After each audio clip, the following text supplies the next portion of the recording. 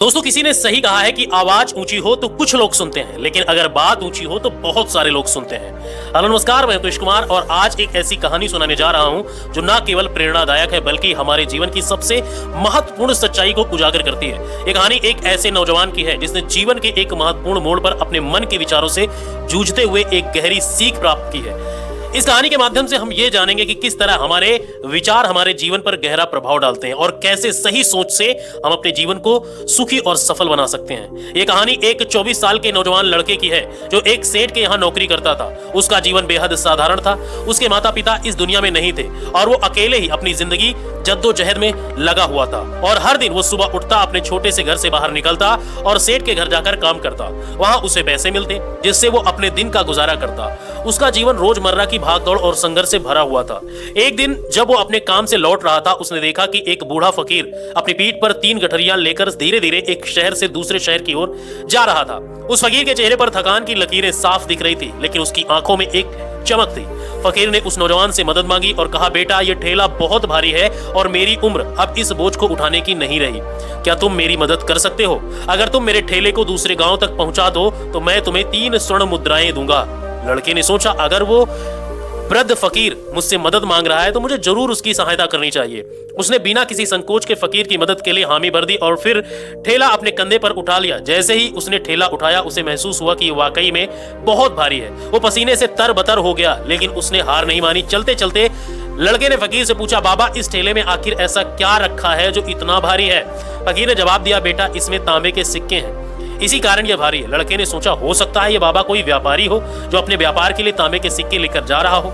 उसने मन में यह भी सोचा कि बहुत बड़ी मदद कर रहा है, लेकिन उसे बस ठेला पहुंचाना है। उसकी सोच में एक सुकून था कि वो किसी की मदद कर रहा है। अब ये चलते चलते भीड़ भाड़ से पूरी तरह से दूर हो गए तो वे एक नदी के किनारे पहुंचे। लड़के ने देखा कि नदी का पानी ठंडा है और तेज बहाव था। लड़का हट्टा कट्टा था। उसने ठेले को उठाया और पानी में उतर गया, लेकिन जैसे ही वो नदी पार कर रहा था उसे एहसास हुआ कि काम उतना आसान नहीं है जितना उसने सोचा था। फिर भी वो अपनी पूरी ताकत से ठेला उठाकर धीरे धीरे नदी पार करने लगा। जैसे वो किनारे पर पहुंचा, उसने देखा कि फकीर अभी भी उसी किनारे पर रुका हुआ है। लड़के ने कहा, बाबा, हमें जल्दी करनी चाहिए, नहीं तो अंधेरा हो जाएगा। इस पर फकीर ने कहा, बेटा, मैं बूढ़ा हो चुका हूं और मेरे घुटनों में दर्द है। क्या तुम मेरी एक और गठरी उठा सकते हो? मैं इसके बदले भी तुम्हें 3 स्वर्ण मुद्राएं दूंगा। लड़के ने बिना किसी संकोच के फकीर की दूसरी गठरी भी अपने कंधे पर उठा ली।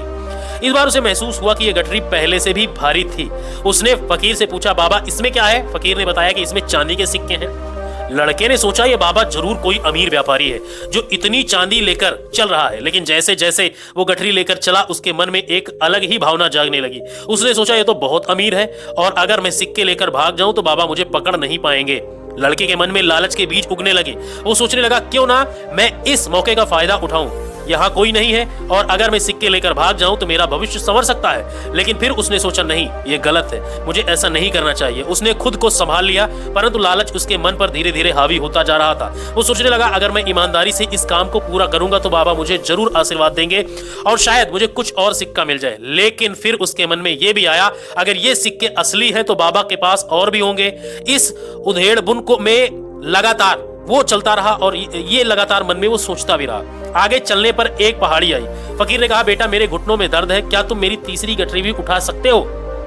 मैं इसके बदले तुम्हें 3 और स्वर्ण मुद्राएं दूंगा, लेकिन ध्यान रखना, इसे गिराना मत। लड़के ने गठरी उठा ली और जैसे ही उसे पता चला कि इसमें सोने के सिक्के हैं, उसके मन में खुशी की लहर दौड़ गई। उसे लगा, अगर मैं ये सब सिक्के लेकर भाग जाऊं तो मेरा जीवन संवर सकता है। उसने मन ही मन एक योजना बनाई। उसने सोचा कि पहाड़ी पर चढ़ने के बाद जब ढलान आएगा वो तीनों गठरियां लेकर तेजी से भाग जाएगा। लेकिन उसने एक बार फिर सोचा, क्या ये सही होगा? बाबा ने मुझ पर विश्वास किया है। ये सोचते हुए वो अपने मन की लड़ाई में उलझा रहा और उलझते हुए चलता जा रहा था। जब वे पहाड़ी की चोटी पर पहुंचे तो लड़के ने महसूस किया कि ये उसका मौका है। उसने फकीर से कहा, बाबा, मैं कुछ देर में आता हूं, और वो तीनों गठरियां लेकर तेजी से भागने लगा। फकीर ने उसे रोकने की कोशिश की, लेकिन वो लड़के की गति के सामने कमजोर साबित हुआ। लड़का भागते भागते सोच रहा था, अब मैं अमीर बन जाऊंगा, ये सिक्के मेरे जीवन को बदल देंगे। लड़का घर पहुंचा और गठरियां खोली। उसे एक पत्र मिला। उसमें लिखा था कि वो एक राजा था जो ईमानदार व्यक्ति की तलाश में था। उसने लड़के को अपनी परीक्षा में असफल होते देखा। लड़का अपने लालच के कारण इस मौके को गंवा बैठा। वो निराश होकर होकर सोचने लगा कि यदि उसने ईमानदारी दिखाई होती तो उसका जीवन बदल सकता था।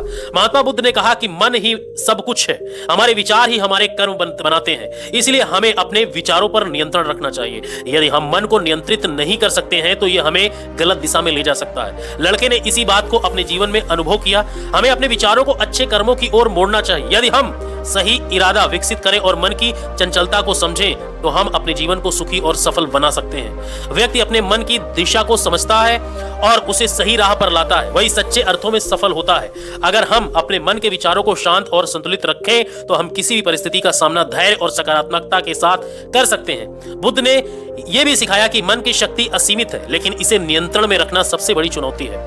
अगर मन की शक्तियों का सही इस्तेमाल किया जाए तो जीवन की कठिनाइयां भी अवसर बन सकती हैं, लेकिन अगर हम अपने मन की कमजोरियों जैसे लालच, क्रोध और असंतोष को बढ़ावा देते हैं तो ये हमें अपने मार्ग से भटका सकते हैं। इसलिए जरूरी है कि हम ध्यान रखें और आत्मचिंतन के माध्यम से अपने विचारों पर ध्यान दें और अपने भीतर की शांति को खोजें। लड़के ने फकीर का पत्र पढ़ने के बाद अपने किए पर गहरा पछतावा महसूस किया। उसे यह समझ में आया कि उसके अंदर का लालच और तुरंत अमीर बनने की चाह ने उसे एक महत्वपूर्ण अवसर से दूर कर दिया। उसने सोचा कि अगर उसने सही रास्ता चुना होता और फकीर की गठरियों को ईमानदारी से गांव तक पहुंचाया होता तो उसे सच्चा इनाम मिलता।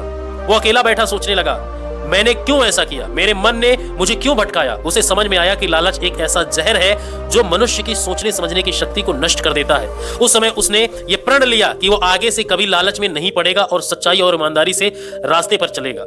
कहानी का ये मोड़ हमें यह सिखाता है कि हमारे विचार ही हमारे कर्मों का आधार बनते हैं। अगर हमारे विचार शुद्ध हैं और सकारात्मक हैं तो हमारे कर्म भी वैसे ही होंगे, लेकिन अगर हम अपने मन के बुरे विचारों जैसे क्रोध, लालच और द्वेष को बढ़ावा देते हैं तो वे हमारे जीवन में अवांछनीय परिणाम लाते हैं। महात्मा बुद्ध ने कहा कि मन को काबू में रखना ही सबसे बड़ा धर्म है। अगर हम अपने मन पर नियंत्रण पा लेते हैं तो हम किसी भी परिस्थिति में संतुलन और शांति बनाए रख सकते हैं। मन की इस शक्ति को पहचानना और समझना ही जीवन की सच्ची साधना है। ध्यान और आत्मचिंतन के माध्यम से हम अपने मन के विकारों को दूर कर सकते हैं और सही दिशा में बढ़ सकते हैं। दोस्तों, ये कहानी हमें यह सिखाती है कि हमें अपने मन के विचारों के प्रति जागरूक रहना चाहिए। यदि हम सही इरादा विकसित करें और अपने मन की चंचलता को समझें तो हम अपने जीवन को सुखी और खुशहाल बना सकते हैं। गलत विचारों को जड़ से खत्म करना बहुत जरूरी है, वरना वे बड़े होकर हमारी सोच पर हावी हो जाते हैं। हमें यह समझना होगा कि हमारे विचारों हमारे जीवन को आकार देते हैं। अगर हम अपने विचारों को सकारात्मकता और सच्चाई से भर देते हैं तो जीवन में कोई भी बाधा हमें रोक नहीं पाएगी।